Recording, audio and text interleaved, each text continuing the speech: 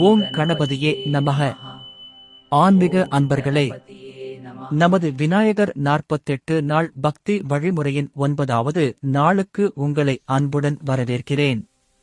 இன்று இந்த புனிதமான நாளில் நாம் அறிந்து கொள்ளப் போவது விநாயகர் பக்தர்களின் குடும்பத்தில் அமைதி, ஒற்றுமை மற்றும் மகிழ்ச்சி நிலைக்க செய்யும் விநாயகரை எப்படி வழிபடுவது என்பதை பற்றியே. பக்தர்களாகிய நாம் நமது குடும்பம் மகிழ்ச்சியாக இருக்க வேண்டும் என்றால் அதில் அன்பும் புரிதலும் அமைதியும் இருக்க வேண்டும். ஆனால் சில நேரங்களில் சிறிய தவறான புரிதல்கள், கோபம், மன அழுத்தம் போன்ற காரணங்களால் குடும்பத்தில் சண்டைகளும் மனக்கசப்புகளும் ஏற்படலாம். அப்படிப்பட்ட அந்த நேரங்களில் விநாயகரை மனமாற வேண்டிக் கொண்டால் அவர் அந்த குடும்பத்தில் உள்ள அனைத்து தடைகளையும் அகற்றி அமைதியையும் சந்தோஷத்தையும் அருளுவார். புராணங்களில் கூறுவது பக்தர்களின் வாழ்க்கையில் வரும் விக்னங்களை நீக்கும் தெய்வம் என்று விநாயகரை போற்றப்படுகிறார். அதனால் தான் குடும்பத்தில் உள்ள சிக்கல்கள் நீங்க முதலில் வணங்க வேண்டிய தெய்வம் விநாயகர்தானே. பக்தர்களின் குடும்பத்தில் அமைதி பெற ஒரு எளிய வழிபாட்டு முறையை பார்ப்போம். அதிகாலை நேரத்தில் வீட்டில் உள்ள விநாயகர் படத்திற்கோ சிலைக்கோ முன் ஒரு தீபம் ஏற்றி வையுங்கள்.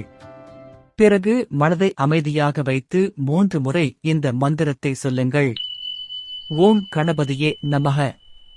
இந்த மந்திரத்தை 21 முறை அல்லது 108 முறை ஜபம் செய்தால் மனம் அமைதியாகி நமது வீட்டில் நல்ல ஆற்றலை உருவாகும். அதன் பிறகு விநாயகருக்கு அருகம்புல் அல்லது ஒரு சிறிய பூ சமர்ப்பித்து பக்தர்களாகிய நம் குடும்பத்தின் நலனுக்காக பிரார்த்தனை செய்வோம். விநாயகா, எங்கள் குடும்பத்தில் அமைதியும் அன்பும் ஒற்றுமையும் என்றும் நிலைக்க உங்கள் அருளை வழங்குங்கள் என்று மனதார வேண்டிக் கொள்ளுங்கள். இந்த வழிபாட்டை தொடர்ந்து செய்த பிறகு பக்தர்கள் ஆகிய நமது குடும்பத்தில் உள்ள மனக்கசப்புகள் மெதுவாக குறைந்து அன்பும் புரிதலும் அதிகரிக்கும். விநாயகரின் அருள் இருந்தால் எந்த குடும்பத்திலும் சண்டை நிலைக்காது.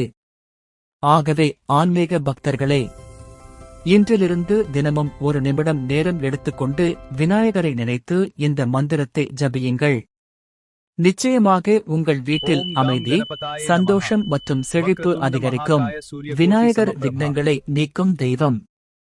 அவரை மனமாற வழிபட்டால் குடும்பத்தில் உள்ள சிக்கல்கள் குறைந்து அன்பும் புரிதலும் அதிகரிக்கும்.